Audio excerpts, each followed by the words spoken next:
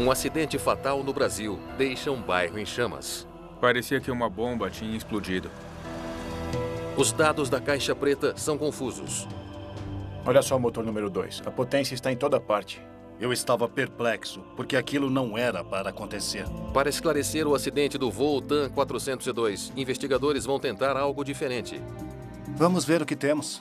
Algo que nunca fizeram antes. E mostrou ser revelador. Essa não. Não me diga.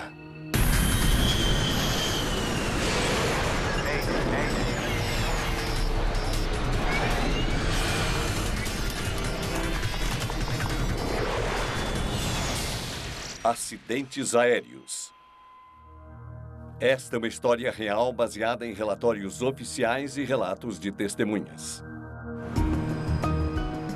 Carnificina em São Paulo. São Paulo, no Brasil, é a maior cidade da América do Sul. Com 16 milhões de habitantes, o trânsito é muito lento pela manhã.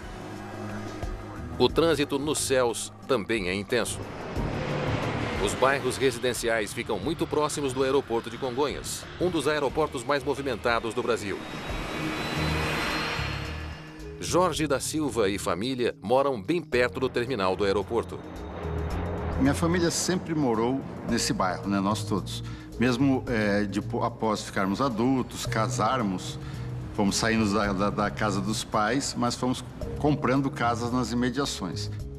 Todos os dias, mais de 500 voos pousam e decolam desse aeroporto. A gente é criança, ver um avião passando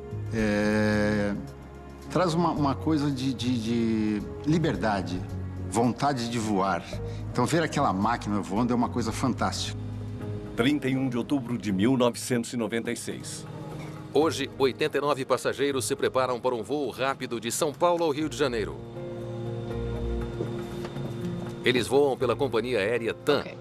A empresa brasileira acabou de ganhar um prêmio de melhor companhia aérea regional e quer que todos saibam. O número 1 pintado no avião fazia parte de uma campanha que a TAM fazia naquele momento, de propaganda da sua atividade e, logicamente, da sua aeronave. Tá bom, eu tenho que desligar. Eu já embarquei. Está bem. Regina Lemos é uma jornalista brasileira. Ela está a caminho do Rio de Janeiro para cobrir um desfile de moda. Minha irmã foi sempre uma pessoa que se destacou, né? Ela foi editora da revista Marie Claire, estava agora na Mais Vida, fazendo o lançamento dessa nova revista, sempre. Ela viajava bastante, fazendo coberturas, reportagens, entrevistas, né? Bom dia. Como vai? Ótimo. Um dos pilotos mais experientes da TAM está no comando. José Antônio Moreno tem quase 6.500 horas de voo. Checklist pré-voo? Sim, comandante. Já fiz. Ótimo. Peça autorização para a torre para o acionamento dos motores. Tá bem. O copiloto Ricardo Luiz Gomes é menos experiente. Com 27 anos, ele se qualificou para pilotar o Fokker 100 há uma semana. São Paulo, TAM 402, solicitamos permissão para ligar os motores. TAM 402, permissão para ligar motores. Dê a partida. Ligando o número 1.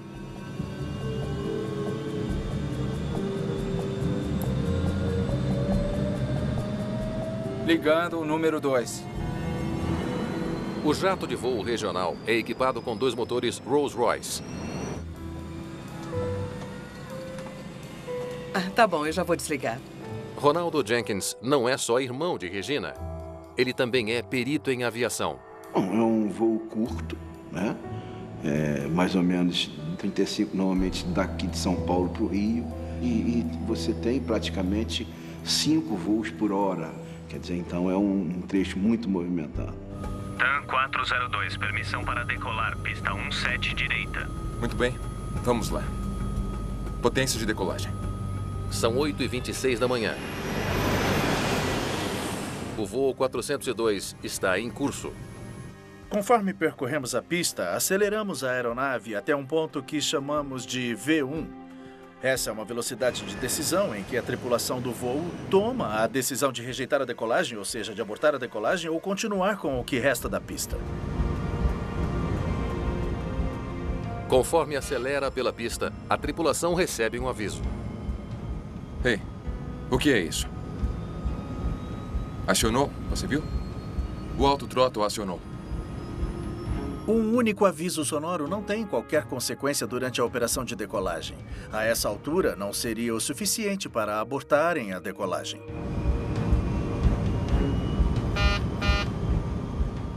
Outros 2 sinais avisam que o problema está afetando também o outro motor. O autothrottle acionou.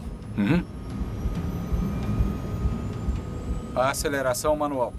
Eles terão de ajustar a potência do motor manualmente. Eles poderiam continuar a decolagem no modo manual. Nada para ficar alarmado a essa altura.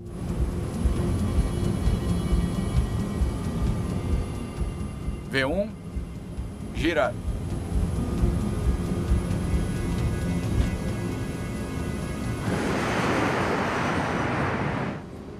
Parece uma decolagem rotineira. Naquele momento, a aeronave está subindo, a posição do bico está subindo, a aeronave está acelerando e a altitude está aumentando. Esses eram parâmetros bons e positivos.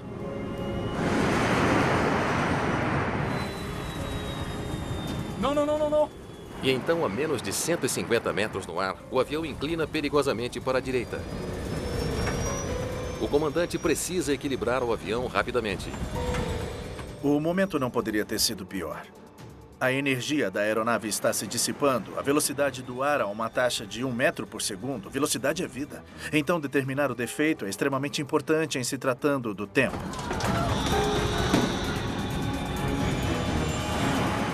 Os esforços do comandante começam a surtir efeito. As asas voltam a se equilibrar. O que foi isso? É um breve alívio. A velocidade do ar cai perigosamente. Pior, o comandante não consegue manter o equilíbrio do avião. Deve ter sido uma sensação terrível para a tripulação daquele voo naquele momento.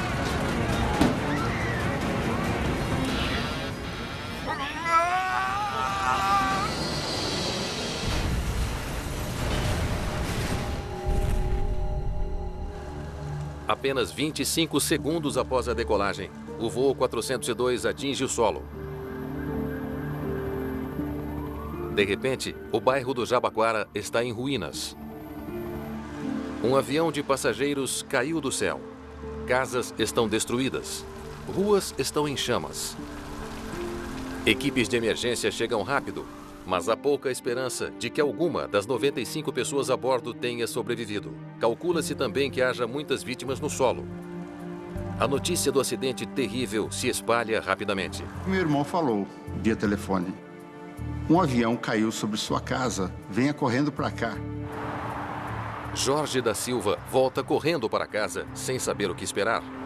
O meu irmão é meio piadista. Eu não acreditei a princípio, mas a voz dele expressou o terror. Os pais de Jorge estão presos no centro do desastre. O casal de idosos descobre que o caminho deles está bloqueado. A rota de fuga consumida pelo fogo. Meu pai disse que olhou para trás e só viu o quarto sendo destruído. Aí eles desceram rapidamente para o térreo da casa e ele viu as chamas na frente. Se eles não saírem logo, pode ser tarde demais.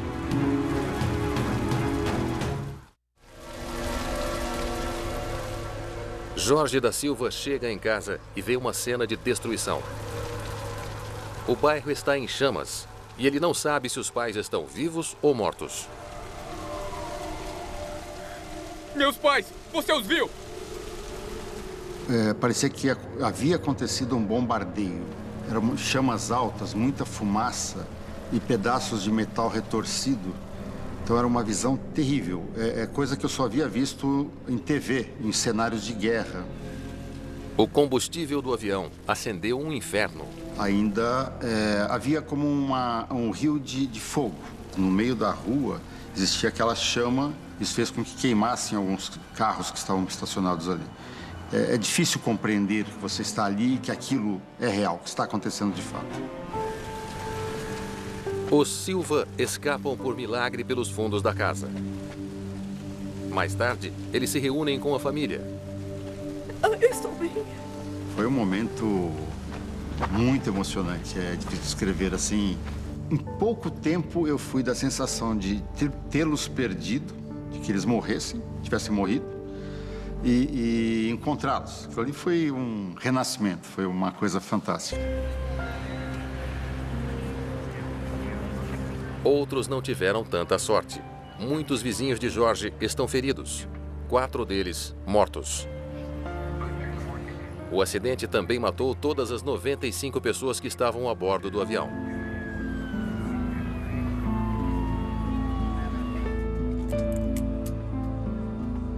Quando eu recebo o telefonema do meu filho, dizendo que tinha saído na televisão, que a Regina, minha irmã, estava dentro do avião. Então, sabia que não tinha sobrevivente, então tive a certeza naquele momento que ela tinha morrido. Logo após o desastre, solicitam que Jenkins investigue o acidente da TAM para uma seguradora.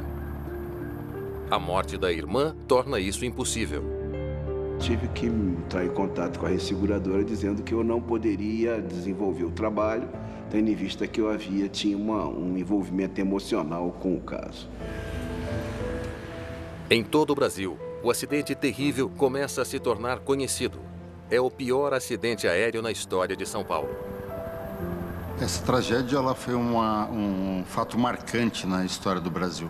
Por ser no meio da cidade, principalmente da maior cidade do país, causou uma grande comoção. Investigadores de acidente aéreo da Aeronáutica chegam ao local do acidente. O Major Carlos da Conceição lidera a equipe. Então, lá chegando, realmente era uma área de devastação total.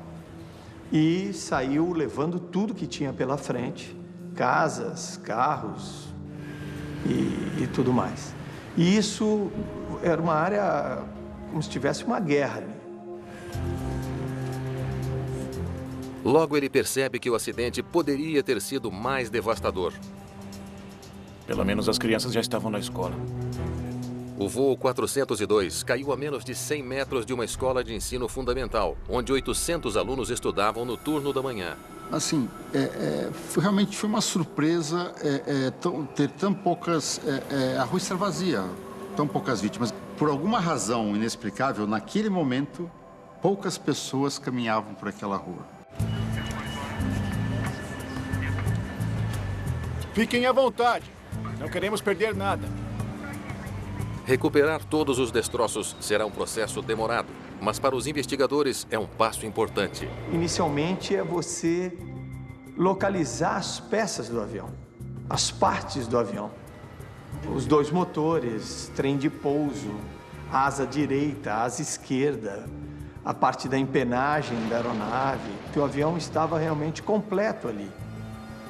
Ou se ele tinha desprendido alguma parte antes. Então você começa a montar esse quebra-cabeça. Na casa dos pais de Jorge da Silva, a equipe de recuperação faz uma descoberta incrível. O trem de pouso do avião atravessou o telhado e esmagou a cama do Silva. Eles escaparam da morte como que por um milagre. O trem de pouso, soube depois, ele pesa cerca de 2 toneladas. Se meus pais estivessem ali, eles seriam mortos. Peça por peça, todos os componentes principais do avião são encontrados no local do acidente. Tá legal. Parece que temos todo o avião aqui. É uma confirmação importante de que o avião não perdeu nenhuma peça no ar. Sabemos que a aeronave decolou a uma altitude muito baixa. O principal culpado nesse tipo de ocorrência poderia ser a perda de propulsão. Carlos da Conceição examina os motores Rolls-Royce no local do acidente, à procura de sinais de falha. Mas danos no fundo dos dois motores dizem que eles estavam girando a alta velocidade quando o avião atingiu o solo.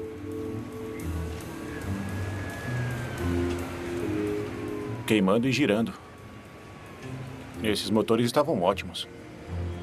Descartar uma causa em potencial é um passo na direção certa, mas os investigadores precisarão de mais provas antes de apontar o que derrubou o voo 402.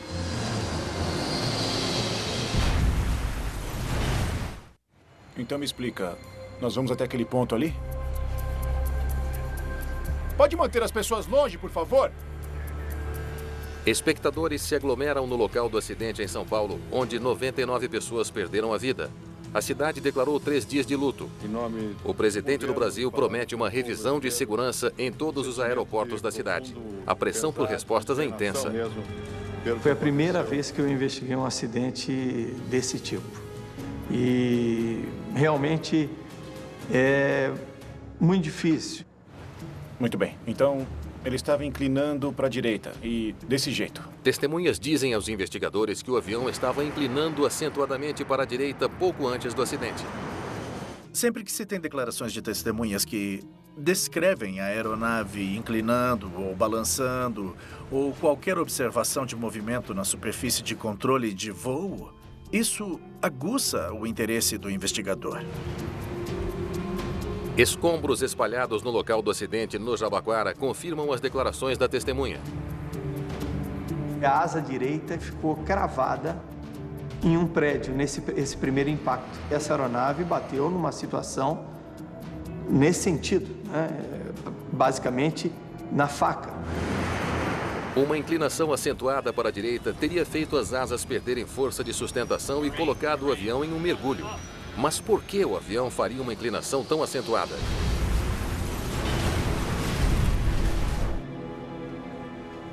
Os investigadores querem saber se houve um problema com as superfícies de controle do avião, os flaps e slats que os pilotos estendem das asas durante a decolagem.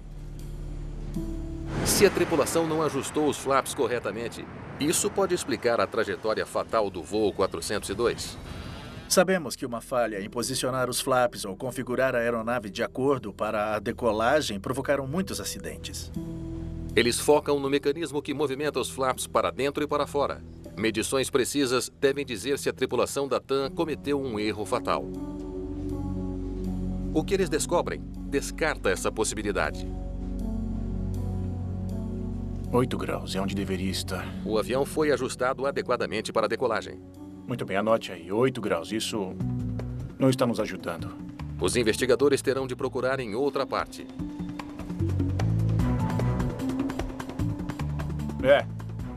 Verifique os registros. Eu quero saber tudo o que os pilotos fizeram nas últimas 24 horas. O piloto era bem treinado? Estava descansado? Havia comido nas últimas horas?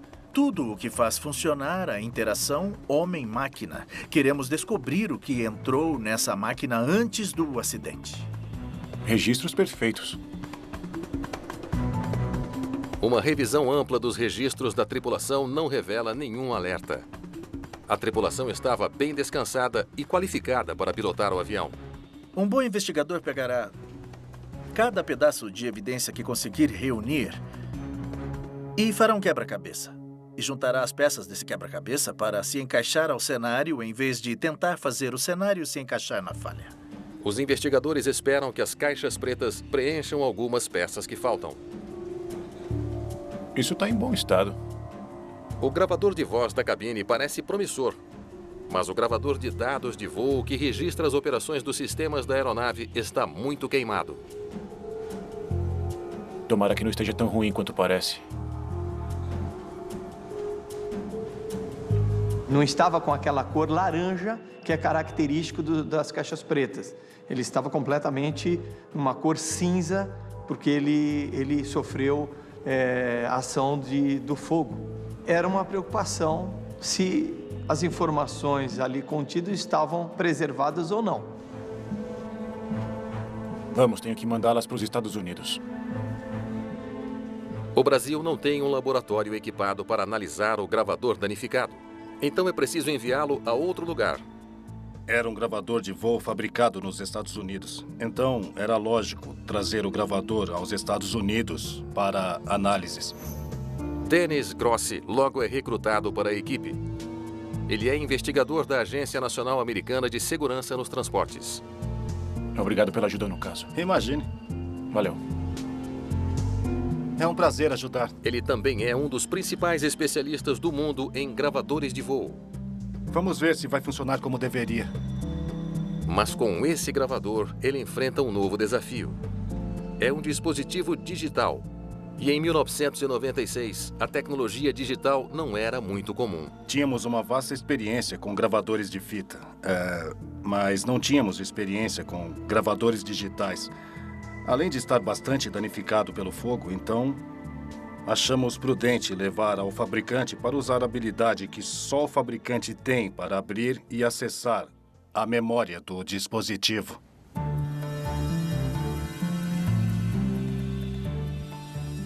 Muito bem, vamos lá. Os dados poderiam ser uma sorte inesperada para a investigação. Bem devagar. Mas acessá-los é um trabalho delicado. Sempre há essa preocupação. O dispositivo estará destruído ou estará intacto? Nós sempre nos perguntamos qual será o estado da memória, sabe? Acabaremos de mãos vazias ou teremos uma prova viável?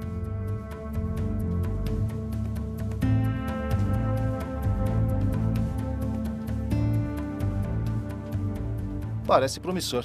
Vamos torcer. Os chips eram tão frágeis que poderiam quebrar. Se o chip quebrar, já era. Ou se os chips saírem da placa, então teremos de fazer uma recuperação em nível do chip, o que é muito difícil. Eles conectam o dispositivo a um computador e tentam fazer o download.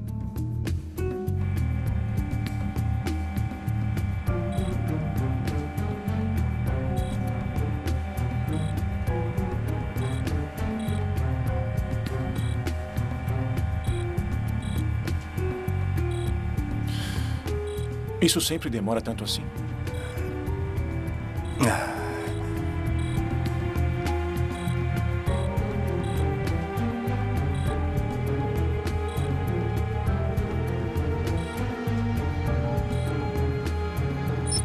Os dados sobreviveram.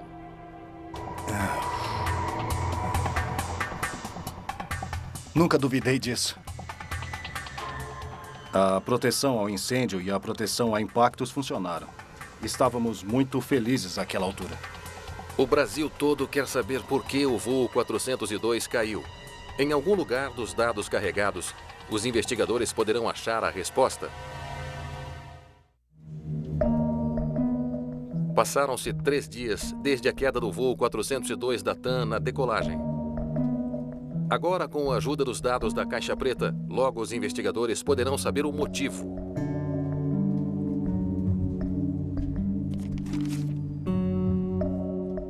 O gravador de voo registrou dezenas de parâmetros sobre o voo curto do Fokker 100. Esse gravador específico tinha 106 parâmetros. São 106 sensores na aeronave que dão informações. Então, é muito importante foi muito importante essas informações iniciais para o nosso trabalho. Não. Mas será o suficiente para dizer a eles por que o avião ficou fora de controle tão repentinamente? Conforme estudam os dados, os investigadores imediatamente notam algo estranho. Veja o motor número 2. A energia está por toda parte. O fato de a propulsão aumentar e diminuir, e depois, finalmente, propulsão total, era muito confuso. Por que isso aconteceria? Depois de ficar instável várias vezes, o motor finalmente atingiu potência total, o ajuste normal para a decolagem. Não estava tão claro exatamente o que causou isso. Poderia ser um sistema automatizado com defeito que fez isso acontecer ou uma atividade da tripulação. Pode levantar os dados dos reversores de impulso? Há outro parâmetro que os investigadores querem ver. Tá bom, então você viu alguma coisa se movendo na parte de trás do motor?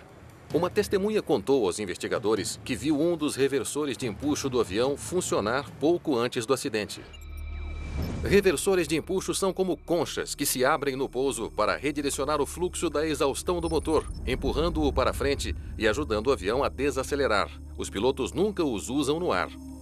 As testemunhas viram as conchas abrindo e fechando e depois, finalmente, abrindo. Realmente foi uma surpresa geral para todos, porque o reverso é um freio aerodinâmico para você usar no pouso. Por que abriria na decolagem, né? Se o reversor de empuxo abriu no voo, poderia causar facilmente o tipo de inclinação acentuada para a direita que condenou o voo 402. Para os investigadores, o relato da testemunha não é o bastante. Eles precisam de provas concretas. Logo encontrarão isso nos dados de voo. Ali. Logo após a decolagem, o reversor de empuxo direito se movimenta para trás e para frente 2 vezes e depois fica aberto. Isso não deveria ser possível. Eu fiquei espantado, porque isso não era para acontecer, principalmente em uma fase crítica do voo como a decolagem. O sistema de reversor de empuxo inclui um recurso de segurança que previne sua abertura no ar. As rodas do avião devem estar firmemente no chão antes de as conchas abrirem. Havia uma chave na roda do avião que, quando o avião tocava o solo, a roda comprimia essa chave e permitia que os pilotos abrissem manualmente os reversores de empuxo. Isso era calculado. Companhias aéreas no mundo todo usam aeronaves Fokker. Se houver uma falha de projeto no sistema de reversor, as vidas de milhares de pessoas podem estar em perigo. É extremamente importante que os operadores saibam de qualquer falha para que possam aplicar esse conhecimento à operação da frota. American Airlines e US Airways eram grandes operadoras do Fokker. Era fundamental que a informação chegasse ao mundo todo e a todos os operadores. Investigadores testam os acionadores que movimentam os reversores, procurando uma falha que possa explicar o motivo de um deles ter aberto durante o voo. Mas não há qualquer sinal de mau funcionamento. O movimento dos reversores de empuxo era um grande mistério no início. Eles também testam a parte eletrônica, que detecta quando as rodas do avião estão em segurança no solo. Eles precisam checar cada circuito. O esforço exaustivo vale a pena, com a descoberta de um sensor com defeito. Estava falhando intermitentemente, sinalizando para o reversor abrir e fechar.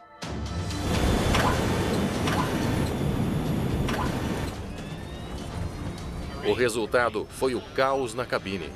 A falha no sensor era intermitente. Então, as conchas abriram e fecharam. E fizeram de novo. Toda vez que as conchas abriram e fecharam, uma inclinação era aplicada à aeronave. Cada uma dessas inclinações tiveram de ser corrigidas pelo comandante. Era uma situação muito tensa, bem dinâmica, a uma altitude bem baixa e um ambiente com velocidade aérea muito baixa. Mas há um problema importante que os investigadores descobriram. O Fokker 100 tem uma rede de segurança adicional que deveria ter mantido o avião a salvo, mesmo depois de o sensor ter falhado. Se um reversor de empuxo com defeito é acionado na decolagem, a potência do motor afetado deve cair para marcha lenta automaticamente, para evitar que o reversor haja como freio. Nenhum alarme soa na cabine, mas o sistema de segurança é acionado imediatamente. Os pilotos não têm de fazer nada.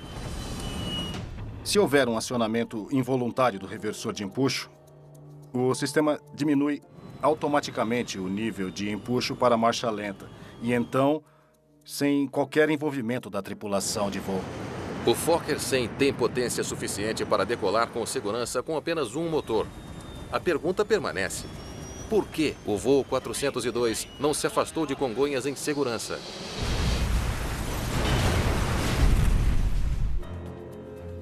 Muito bem. Pode avançar. A gravação de voz na cabine pode ser a única esperança dos investigadores de achar a resposta. Muito bem, vamos lá.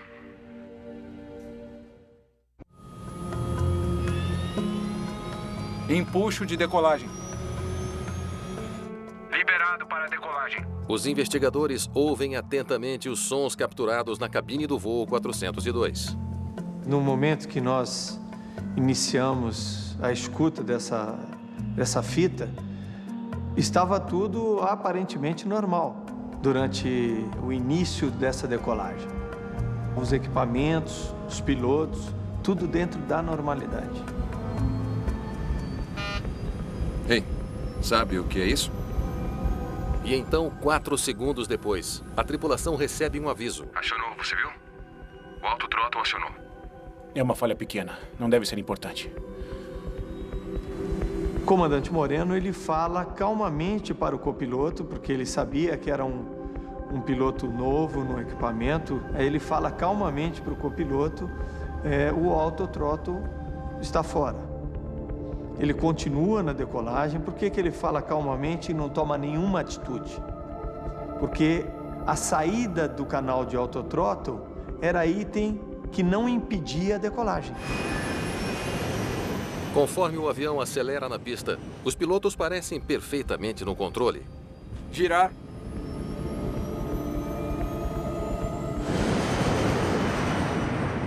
Mas logo após a decolagem, os ânimos na cabine mudam radicalmente. Não. Parece que ele está mexendo em alguma coisa. Está travado. O que está travado? Desliga ali em cima, autothrottle, puxa aqui. Está desligado. Parece que a tripulação achou que o problema fosse o autothrottle. Os pilotos não mencionam o reversor em nenhum momento. Estão focados no autothrottle e parecem lutar com os controles na cabine. Desliga ali em cima. Aqui também. Tá desligado, tá desligado. Não soou nenhum alarme dizendo que o reversor havia acionado. Meu Deus!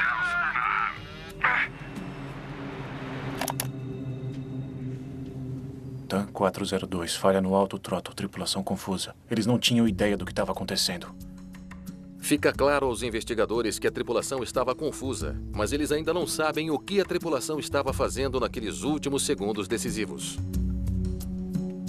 Você quer esclarecer o que de fato aconteceu para que não aconteça novamente? Para descrever uma cena mais detalhada, Dennis Grossi tenta algo novo. Ele combina os dados do voo com a gravação de voz da cabine para criar uma animação em tempo real do voo. A velocidade, na hora da decolagem, era 235 quilômetros. É algo que, àquela altura, a NTSB nunca havia feito e provou ser bastante revelador. Vamos ver o que descobrimos.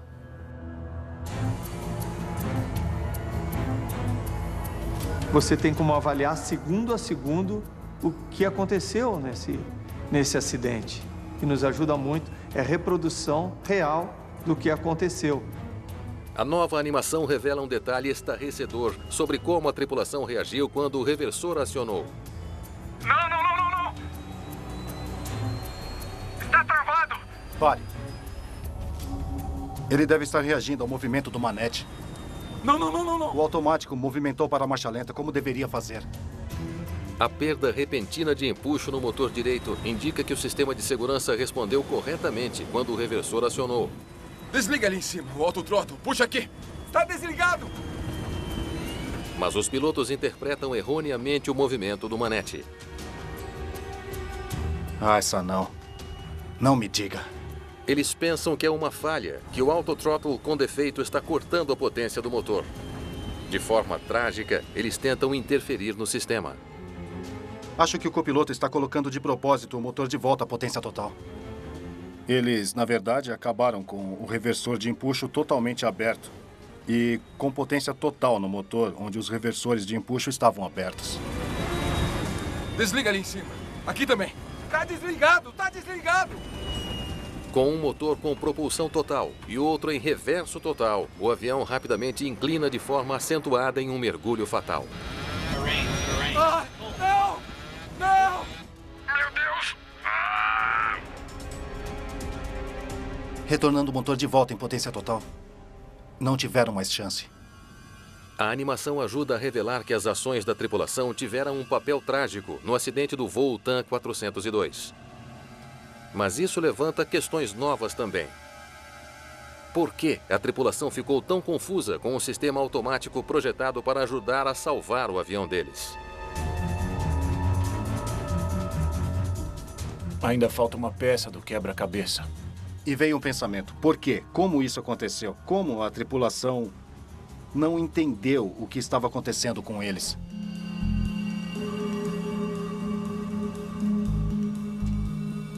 Vamos ver quanto tempo gastaram treinando para isso. Carlos da Conceição quer saber como a companhia aérea treina seus pilotos para lidar com acionamentos acidentais do reverso. Treinamento da abertura do reversor. Nós descobrimos que a TAM fez uma consulta informal à Fokker se haveria necessidade de treinamento de abertura de reverso na decolagem. Taxa de falha extremamente rara. A resposta da Fokker é peça-chave desse quebra-cabeça. A falha é tão rara que não fizeram treinamento para isso. Formalmente, a Fokker respondeu à empresa que não haveria necessidade, porque a probabilidade de acontecer uma abertura de reverso na decolagem seria muito pequena e que não haveria necessidade desse treinamento. A Fokker estimou que a chance de tal falha era menos de 1 por 1 bilhão de horas de voo. Desliga ali em cima, o autothrottle. Puxa aqui. Está desligado. A confusão dos pilotos começa a fazer sentido. O fato de a tripulação não saber o acionamento do reversor de empuxo puxaria o throttle de volta. Nesse caso, essa falta de treinamento colocou a tripulação do voo numa situação ruim. Desliga ali em cima, aqui também. Tá desligado, tá desligado. Confuso e não treinado, o copiloto restaura a potência total que ele pensa ser necessária para a decolagem. Infelizmente, eles não tinham informações suficientes para tomar as decisões certas no momento certo. Há um outro mistério preocupante para solucionar. O que deu errado com o sistema de segurança? Esse sistema de segurança deveria ser à prova de falhas. O copiloto não deveria dominar a automação e empurrar o manete para a potência máxima. Mas ele fez exatamente isso. A questão é, como?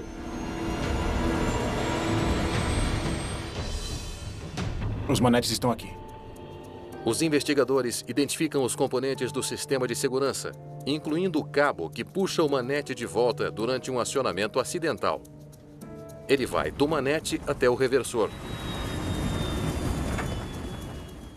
Era muito importante, na realidade, examinar o cabo, o estado em que ele estava e ver por que os throttles se comportaram daquela maneira e o manete se comportou daquela maneira também. Isto se conecta ao reversor com defeito? O cabo está em bom estado, exceto por um problema. Ele se solta em um ponto de conexão. É uma descoberta confusa. O cabo é projetado para suportar impressionantes 632 libras de força. Não sei como o piloto puxou com tanta força.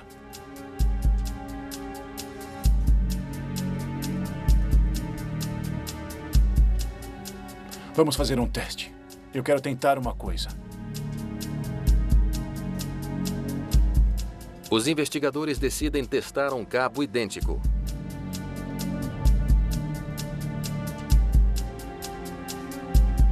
Eles puxam o cabo dos dois lados. Não só onde ele se conecta aos manetes, mas também do lado oposto, onde ele se liga ao reversor de empuxo.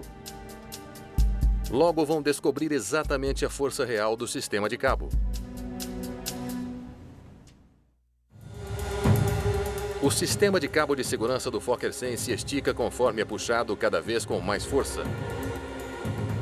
E então, quando atinge 900 libras de força, ele não suporta mais. Falha. O cabo, na verdade, falhou em uma desconexão rápida, fornecida para permitir manutenção. Então, você pode desconectar e reconectar bem rápido. E, na verdade, isso revelou ser o ponto fraco no sistema. Mas mesmo com o elo fraco, o cabo suportou mais força do que o copiloto sozinho poderia ter aplicado. E com relação a limites de produto, uma das primeiras questões que eu teria é como eles foram superados, como esse componente falhou, na verdade. Os investigadores propõem uma nova hipótese surpreendente para explicar o que aconteceu. Começou com a falha elétrica. Um sensor com defeito destrava o reversor de empuxo do lado direito. O autothrottle desconecta para que o sistema de segurança possa assumir o controle da potência do motor. Após a decolagem, o reversor aciona. Não. O sistema de segurança reduz a potência do motor. Mas a tripulação não sabe o que está acontecendo e não há alarme na cabine.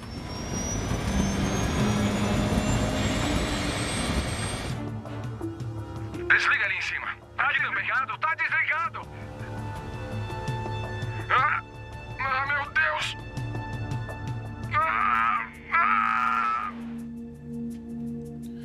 3 vezes, o sistema de segurança retrai a potência. E 3 vezes, o copiloto coloca os motores de volta à potência total. Os investigadores concluem que, quando o manete passa para a marcha lenta pela última vez, o copiloto o segura para a frente com toda a sua força. É uma resposta natural. O objetivo é colocar o avião o mais alto e veloz possível. Dadas as informações que a tripulação desse voo tinha, eu ousaria dizer que 99% de todas as tripulações de voo teriam reagido da mesma forma. Com o manete preso à frente, na próxima vez que o reversor abre, o copiloto está empurrando enquanto a automação está puxando. A força combinada é maior do que os programadores previram. Isso rompe o cabo.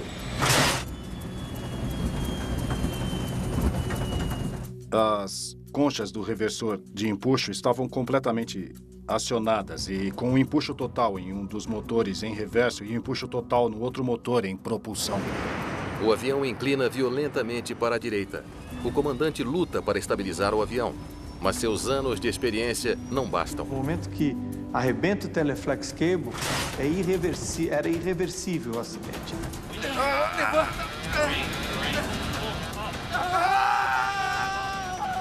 Naquela altura, eles não tinham opção. Fizeram tudo o que era humanamente possível.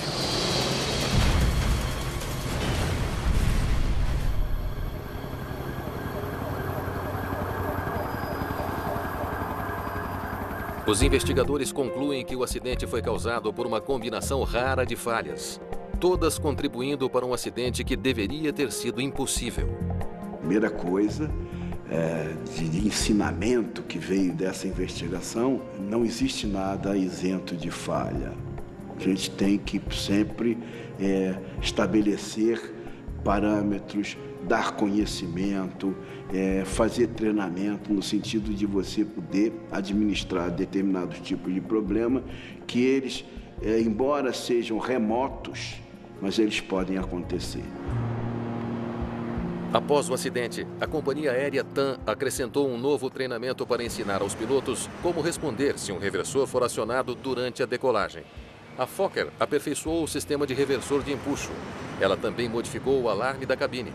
Agora os pilotos serão avisados caso um reversor acione na decolagem. Uma investigação que ninguém aprendeu nada com ela não tem o menor valor. O importante é exatamente a gente aprender e aprimorar a nossa atividade. Mas no momento que nós somos conduzidos a investigar um acidente, a nossa busca é incessante para saber os porquês, de forma a prevenir outros acidentes.